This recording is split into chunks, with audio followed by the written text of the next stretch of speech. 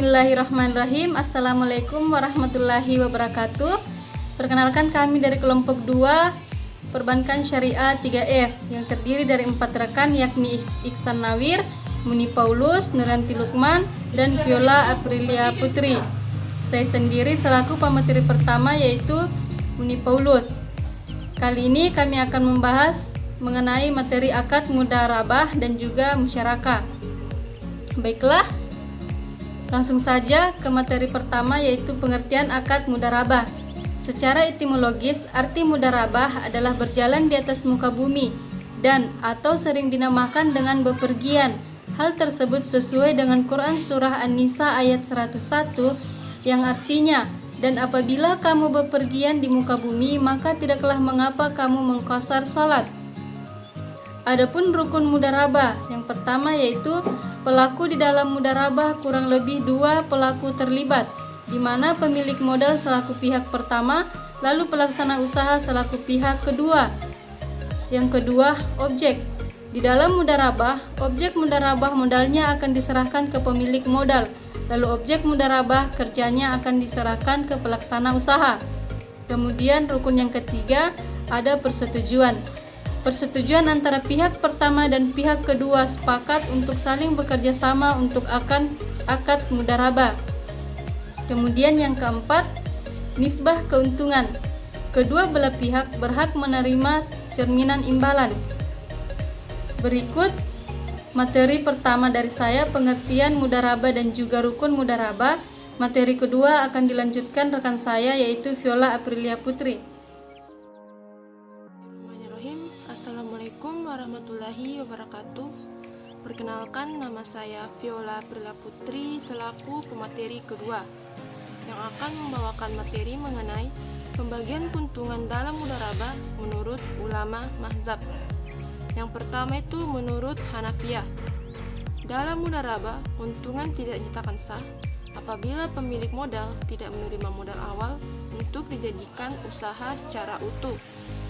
Jika perjanjian tersebut diingkari pengelola modal, maka keutuhan modal itu akan menjadi tanggung jawab pengelola. Yang kedua, menurut Malikiyah. Jika pembagian keuntungan modal dilakukan sebelum modalnya diterima oleh pemodal, dan apabila terjadi kerugian, harus adanya pengembalian keuntungan dari pemilik modal untuk menutupi modal yang mengalami kerugian tersebut dari pengelola modal.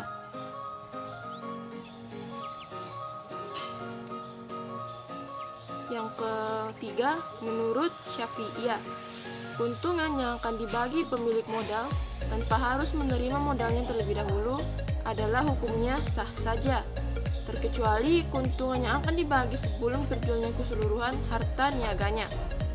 Yang keempat, menurut Hanabilah, sebelum pemilik modal menutupi semua kerugiannya, maka pengelola modal tidak diperbolehkan memiliki keuntungan terlebih dahulu.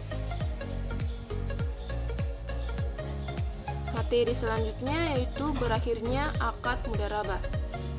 Menurut fuqaha, berakhirnya mudharabah disebabkan beberapa hal. Yang pertama, karena adanya salah satu syarat yang tidak terpenuhinya beberapa syarat mudharabah. Pihak masing-masing akan menyatakan batal. Pemilik saham akan mengambil sahamnya jika pelaksana tetap melakukan tindak hukum yang diberikan terhadap sahamnya. Yang kedua, jika meninggalnya salah satu orang yang melakukan perjanjian, mudharabah batal menurut pendapat jumhur ulama.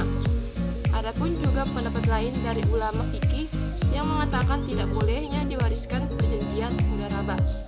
Yang ketiga, jika pemilik saham dalam keadaan murtad dan ikut bergabung dalam kelompok musuhnya, sedang hakim telah memutuskan pembolotannya, maka pandangan Imam Abu Hanifah mudharabah dibatalkan.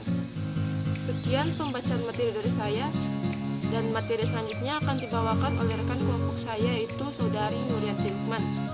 Kepadanya saya persilahkan. Assalamualaikum warahmatullahi wabarakatuh. Nama saya Nurianti Lukman selaku pemateri ketiga yang akan membawakan materi tentang akad musyarakah, di mana akad musyarakah atau syirkah merupakan suatu akad yang di dalamnya terjadi kerjasama dalam menggabungkan serta melakukan usaha dan kemitraannya secara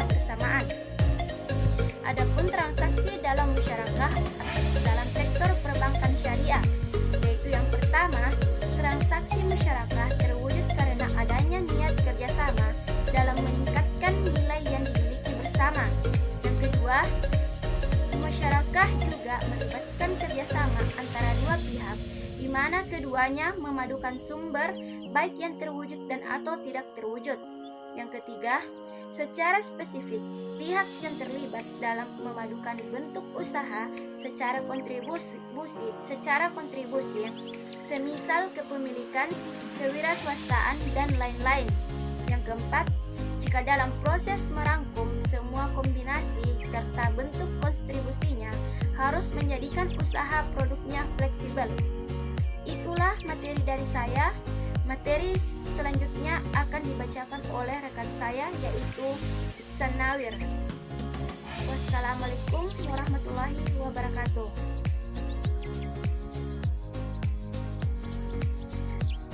Baik, bismillahirrahmanirrahim. Assalamualaikum warahmatullahi wabarakatuh. Perkenalkan, nama saya Iksan Nawir. Saya dari kelas PBS 3F. Saya dari kelompok 2. Nah, di sini saya akan melanjutkan materi yang sudah dijelaskan oleh teman saya. Yang dimana di sini yang saya jelaskan yaitu syarat-syarat musyarakah.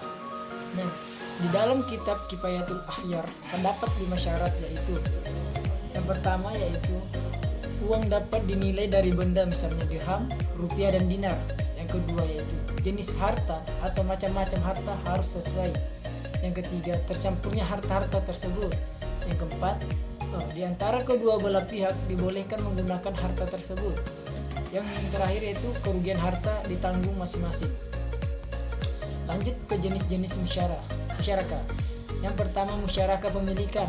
Nah, karena adanya warisan dan wasiat ini, maka musyarakah pemilikan akan tercipta. Dalam hal musyarakah ini terlibat beberapa pihak, yang dimana aset nyata wajib terbagi dengan harta, begitupun dengan keuntungan yang ada. Yang kedua yaitu musyarakah akad atau kontrak. Adanya persetujuan antara pihak satu dan pihak kedua, atau bahkan bisa lebih dari itu, yang menyetujui pemberian modal. Masyarakat dan juga sepakat dalam berbagai untung ruginya modal. Hal inilah yang menciptakan musyarakah akad atau kontrak. Nah, beberapa pendapat ulama menganggap bahwa al-mudharabah berbeda dengan al-musyarakah. Yakni yang pertama yaitu syirka al-inan, yaitu kontrak yang terjadi di antara beberapa pihak, yang dimana semua pihak mampu memberikan porsi dana serta ikut berpartisipasi dalam proses kerjasama. Yang kedua yaitu syirka murawadah, yaitu kerjasama beberapa pihak yang terlibat di dalamnya. Syarat yang terlibat dalam porsi ini yaitu semua dana harus sama.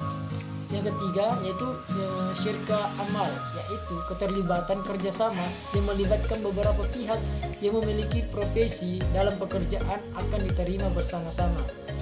Nah, yang keempat yaitu syirka wujud, yaitu kontrak yang melibatkan beberapa pihak yang dimana mereka punya reputasi juga prestasi yang begitu baik dan disertai keahlian berbisnis. Nah, sampai situ yang saya jelaskan. Saya akhiri dengan ucapan wallahul muwaffiq ila aqwamit thoriq. Wassalamualaikum warahmatullahi wabarakatuh.